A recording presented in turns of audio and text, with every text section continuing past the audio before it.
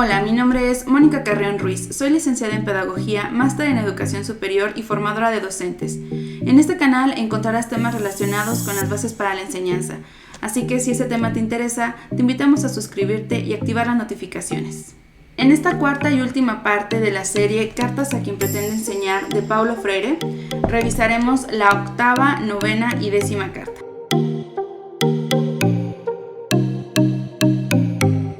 Octava carta, identidad cultural y educación. No somos solo lo que heredamos ni únicamente lo que adquirimos, sino la relación dinámica de lo que heredamos y lo que adquirimos. El reconocer la existencia de las herencias culturales debe implicar el respeto hacia ellas, pero esto no significa que debamos adecuarnos a ellas. Estamos condicionados, programados, pero no determinados. Es lo que hace posible superar la fuerza de las herencias culturales. La educación es el camino para la superación, jamás mecánica, de esta herencia. Esas herencias culturales tienen un innegable corte de clase social. Uno de los desafíos es no sentirse ni proceder como si fuéramos superiores o inferiores a lo que es diferente de nosotros. Otro desafío es no dejarse tentar por la hipótesis de que las personas de las clases populares son naturalmente incapaces. Por ejemplo, hay que tener claro que los problemas del lenguaje siempre abarcan cuestiones ideológicas y con ellas cuestiones de poder. ¿Quién decidió que decir aiga está mal y decir haya está bien? Clases dominantes. Por supuesto que se debe enseñar el modelo culto, pero se debe destacar que el lenguaje de las clases populares es tan rico y tan bonito como el de los que hablan el modelo culto. Es cierto que es fundamental que aprendan la sintaxis y prosodia dominante, pero esto no es porque deban avergonzarse de su forma de hablar, sino para disminuir sus desventajas y ganar un instrumento para luchar contra las injusticias y las discriminaciones. Novena carta, contexto concreto, contexto teórico. Comencemos por el contexto concreto. Te invito a que pienses en qué has hecho hoy desde que despertaste hasta este momento. Mientras hacías cada una de esas acciones, ¿te detuviste a pensar en por qué las hacías? Hacemos nuestra rutina diaria sin preguntarnos por qué lo hacemos. Mucho de lo que hacemos diariamente es un condicionamiento impuesto por nuestro contexto cultural. Por otro lado, en el contexto teórico es indispensable la reflexión crítica sobre estos condicionamientos que el contexto cultural ejerce sobre nosotros, es decir, ser conscientes de por qué hacemos lo que hacemos. En esta carta, Paulo Freire nos narra anécdotas de su propia práctica y de cómo fue aprendiendo a ser coherente con lo que decía y hacía. Narra cómo fue transformando los círculos de padres y maestros en un contexto teórico en el que buscaban la razón de ser de las cosas. ¿Cuántas veces no hemos escuchado a padres de familia decir: yo aprendí a golpes, la letra con sangre entra, a mí me funcionó, porque mi hijo no debe aprender de la misma manera? Pero cuando se les pregunta a estos padres de familia cuál es el fundamento teórico de esa práctica,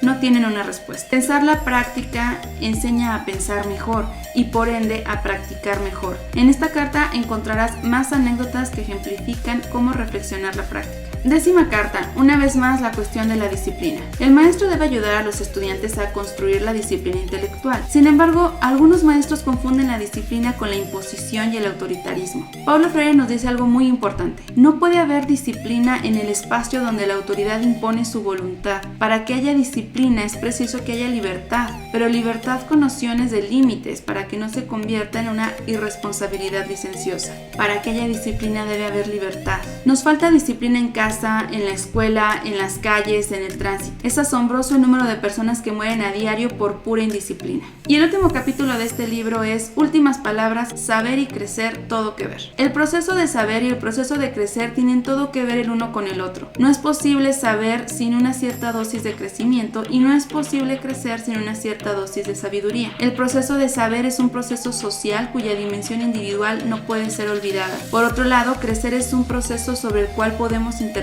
Nos hacemos capaces de inventar nuestra existencia, crecer físicamente, emocionalmente, intelectualmente, crecer en el respeto mutuo. El libro concluye con una frase que sin duda merece ser reflexionada a fondo. Es absolutamente necesario que el saber de las minorías dominantes no prohíba, no asfixie, no castre el crecer de las inmensas mayorías dominantes. Y así concluimos la revisión de Cartas a quien pretende enseñar. En esta serie de videos se trató de brindar un acercamiento a las ideas principales de este libro. Sin embargo, se quedaron sin mencionar muchas ideas igualmente importantes, recomendaciones, ejemplos, explicaciones, anécdotas. Te recomiendo ampliamente leer el libro Cartas a quien pretende enseñar, tanto para desafiar tus posturas asumidas y provocar la reflexión de tu práctica, como lo dice Paulo Freire, como para evitar lo que muchas veces sucede cuando no leemos directamente al autor. Se le simplifica, se le formuliza, se le estereotipa y muchas veces se le malinterpreta. Mucho éxito y nos vemos pronto.